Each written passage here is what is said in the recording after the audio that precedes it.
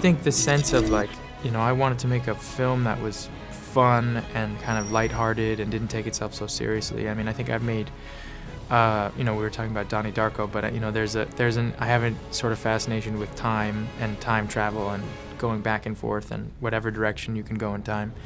And there was that aspect of it, and then just having a good time. Like, I wanted to try my hand at it. And a lot of these big movies take themselves so seriously. I didn't want to do that. I promised my brother I'd kill you if he couldn't have you. Well, the solution would be to kiss me and then kill me. But I have a better solution. I kill you, and your problems are solved.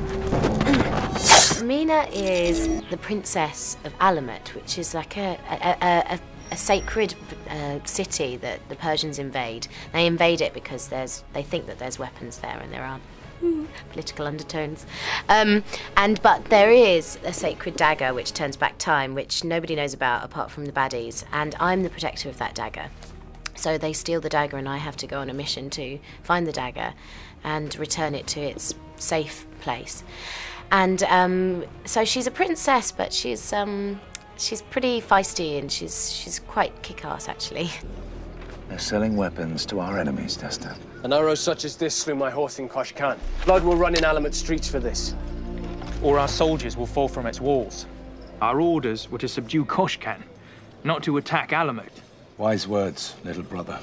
Words won't stop our enemies once they're armed with Alamutian blades. Tragically, I would describe him as a man corroded by envy and regret for the whole of his life. And although we do tend to live in an envy-based society, it's not a very healthy way to live. To envy thy neighbour as opposed to love thy neighbour isn't very clever, but you know, it's a very real part of our lives, and it's a force that we have to cope with. And I think that in the writing and in the script and under Michael's direction, Nizam does, I'm afraid, embody those very corrosive, nasty, acid-like forces set against Tamina's purity, if I had to choose one word, and Jake's vulnerable nobility, if I had to choose two for Jake's character.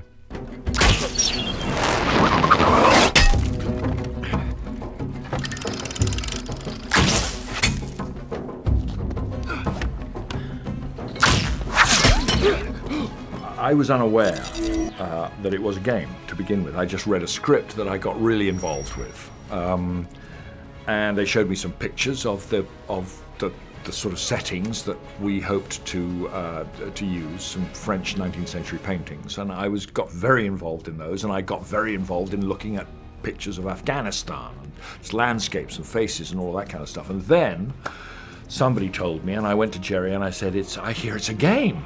And he said, oh yes. I said, how much should I take any notice of that? He said, no, don't worry about that. Now, of course, he did worry about that because it's a huge audience, and he wants to give that audience what it needs.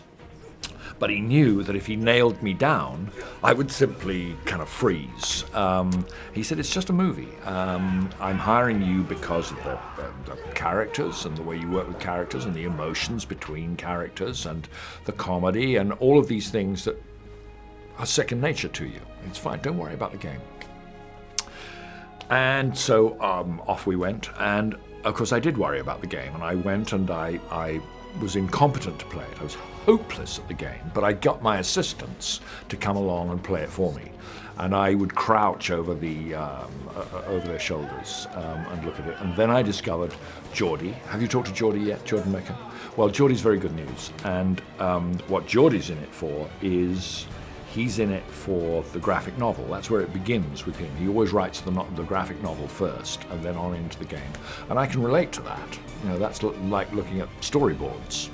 And so between the two of us, we kind of developed whatever the trick of this whole thing is. Well, it was after The Sands of Time, the first modern generation version of the game, had just shipped. I brought the game to Jerry Bruckheimer and Disney as a pitch in 2004, and you know, Jerry loved it, and challenged me to, be the first game designer to adapt their own game as a screenplay, and we went from there.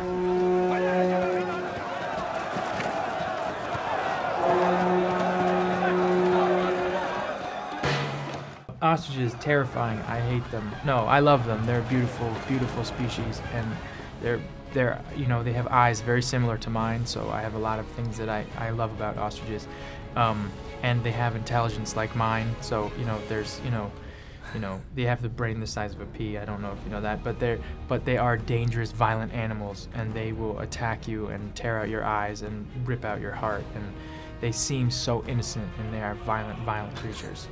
Did you have any injuries or? From ostriches? No, I didn't, thank God. I only had to run away from them, which I do very, very easily. Came naturally. That was, it came totally natural.